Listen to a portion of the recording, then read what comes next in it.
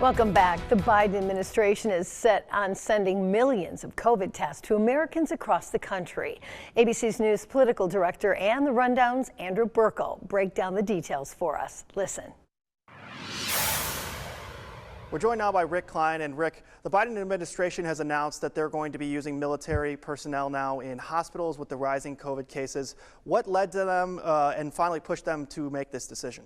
I think it's an all-hands-on-deck approach from the administration. The previous escalations of the response haven't been sufficient. We've heard about the overwhelmed hospitals around the country, so this is about surging as many resources as possible to get over this Omicron surge that we're in the midst of right now. The Biden administration recognizes as much as we're in for a long haul, there's going to be times where we're going to have spikes, and this is one of them.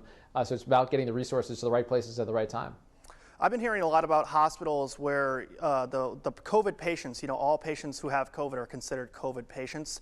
A lot of them are there for, a broken leg or, they hit their head and now they're in the hospital. What can you tell us about that, and how does that just kind of paint the picture of how many people may actually have this virus? Well, it may inflate the perception of how serious the virus is, but a case is a case. And I think from the perspective of the hospitals and the public health officials, if someone is diagnosed with having COVID, whether they're in a hospital setting or at home, it's still someone that has to be worried about. But I think it may give a bit of a misperception or misconception about where things stand in terms of hospitalization rates, because clearly if you go in because you have another injury or another illness of some sort and you happen to have COVID, that's different than saying you're hospitalized because of COVID. So I think there's the flip side of that is that there's a lot of people that have COVID and aren't reporting to authorities because they're not required to, and they do an at-home test, and it's possible the numbers are underappreciated on that end. So it may be that we're both undercounting the number of people who have it and overcounting the severity of the disease. And I think that does matter for the kind of resources that we're talking about.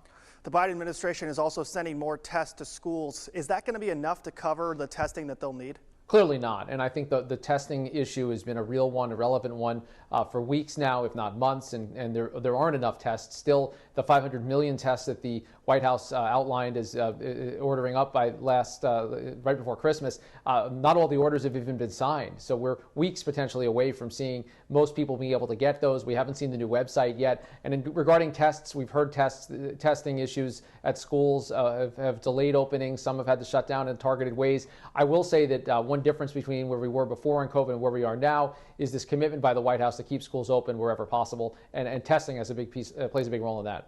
Here in Michigan, you hear people from time to time say, when is Governor Whitmer going to do anything about the COVID cases? When is she going to do, a mask mandate or a shutdown? But if you look across the nation, there really hasn't been any, mask mandates or reversals on those policies. Have you heard anything about any other states possibly changing their COVID protocols? Well, I think mask mandates have been stopped and starts in lots of places, but that doesn't necessarily mean it's been successful. We've seen states and jurisdictions institute vaccine requirements for entry, obviously vaccine requirements for employment, or another hot button issue that I know Governor Whitmer has tried to stay away from where she could. No state has had it perfectly. No state is immune from this current surge. It has been a fact of this virus that it doesn't respect state borders or the different approaches of various governors or mayors. And it's also a fact of this virus that it's going to be around for a while. All right. Thanks so much for your time, Rick. Thank you, Andrew. And there's still a lot ahead this morning. It has been a rough couple of days for President Biden. When we return, we'll take a look at where some of the key pieces of his agenda are standing now.